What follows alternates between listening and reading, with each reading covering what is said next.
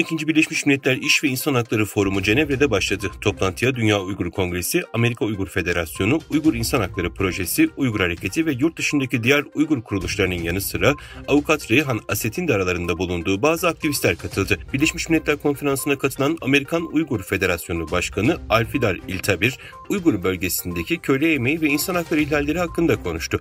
Konuşmasında Çin'den ihraç edilen güneş panellerinin Uygurların zorla çalıştırılmasıyla ilgili olduğu, Doğu Türkistan'da Uygurların zorla çalıştırılmasının halen devam ederken bu konunun değinilmeden başka bir konuya taşınamayacağı yönünde acil görüşünü dile getirdi.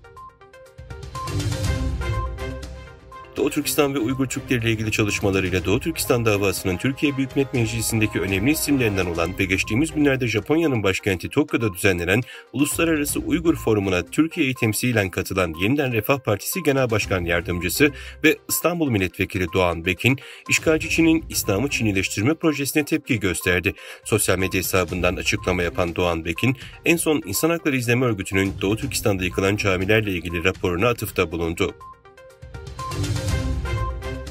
Bir kuşak bir yol girişiminin 10 yıllık planını ortaya koyan bir hükümet belgesinde Çin'in girişimde yer alan ülkelere yuanın daha fazla kullanılması için baskı yapacağı ve küçük projelere öncelik vereceği bilgisi yer aldı. Ekonomik, sosyal ve çevresel açıdan olumlu sonuçlar hedefleyen bu projelerin aynı zamanda da hızlı etki yaratması bekleniyor. Çin'in bir kuşak bir yol projesi kapsamında yapılan altyapı yatırımlarına verdiği borçlardan alacağı 1 trilyon doları aştı. Ancak son yıllarda pandemi ve Çin'deki yavaşlamanın küresel ekonomiyi yavaşlatması nedeniyle ivme azaldı.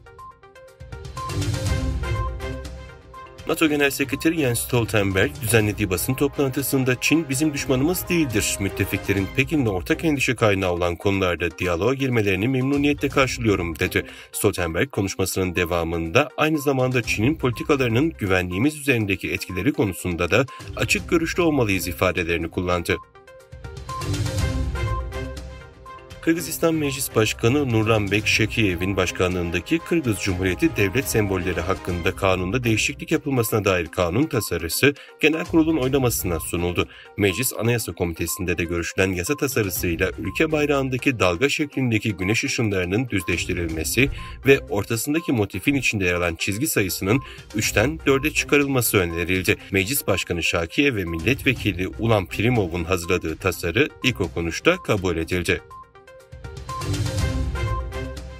Çin, Avustralya'ya Güney Çin Denizi'nde askeri gemi konuşlandırma konusunda azami ihtiyatla hareket etmesi yönünde uyarıda bulundu. Çin Komünist Partisi Uluslararası İrtibat Dairesi Başkanı Sydney Üniversitesi'nde yaptığı konuşmada Avustralya hükümetini ve ordusunu Güney Çin Denizi'nde yani bu alanda büyük bir ihtiyatla hareket etmeye çağırıyoruz dedi.